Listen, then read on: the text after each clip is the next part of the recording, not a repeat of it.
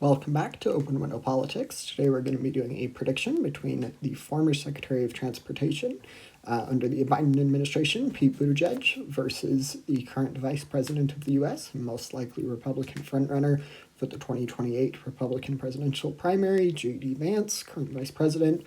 Vance, also former senator from Ohio, as well as author. Pete Buttigieg, on the other hand, rose to fame. He ran for the presidency on the Democratic Party's primary in 2020, ultimately ended up losing and dropping out and endorsing the former President Biden.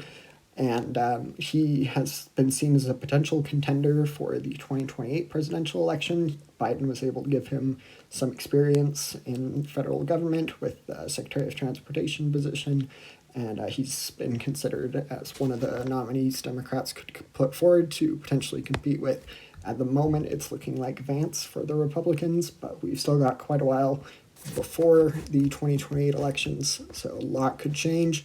But I'll be starting out in Nevada and then in the East doing an election prediction between these two candidates. So I'm going to start out in Nevada. Nevada, I feel fairly confident putting that into Pete Buttigieg's column. I might even be willing to put it into the lean rating, but for now I'll keep it at tilt. Nevada, I think, will be one of the easier states for Democrats to flip back as far as states they lost in 2024. The state has 2 Democratic senators as well as a Republican governor. The state voted for, starting in 2016, voted for Clinton, 2020 voted for Biden, 2024 kind of shocked the nation and voted for Trump. I don't see a Republican victory materializing in the state of Nevada again. It'll be interesting to see what J.D. Vance can bring to the presidential ticket. The Republicans have put forward Trump for 12 straight years, so it'll be interesting to see what a candidate other than Trump, how they can perform. At the moment, I think, regardless of who the Republican nominee, within reason, that it would result in a Democratic victory in the state of Nevada.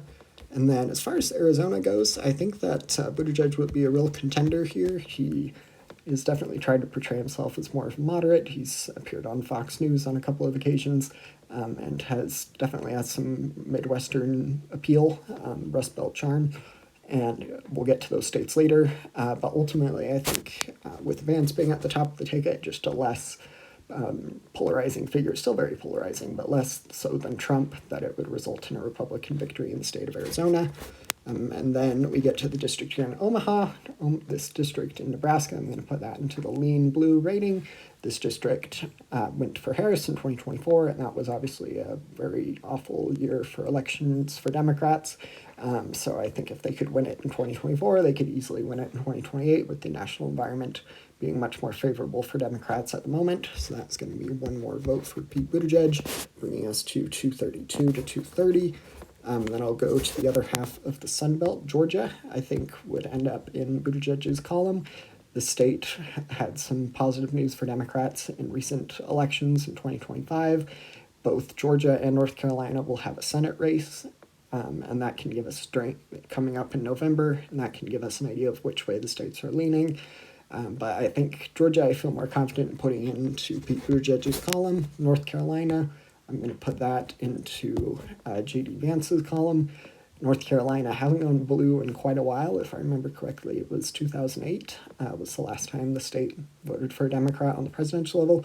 The state has been known to elect Democratic governors, and in 2026, coming up in November, it's looking like they will elect a Democratic senator.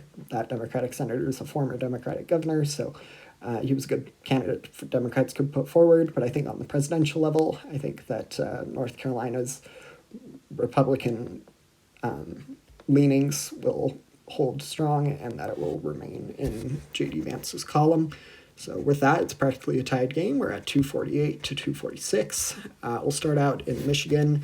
Buttigieg was former mayor of South Bend, Indiana, and so he's got some Rust Belt charm, and J.D. Vance, of course, does too. He's grown up in the region, and former senator from Ohio, so they each will have some Rust Belt appeal that I think will kind of, be a benefiting factor for both. I think that Wisconsin is probably Pete Buttigieg's best shot at winning an election, followed by Michigan, and with that gives him the presidency. Michigan, and then usually the Rust Belt votes together. This occurred for quite a few of the most recent elections.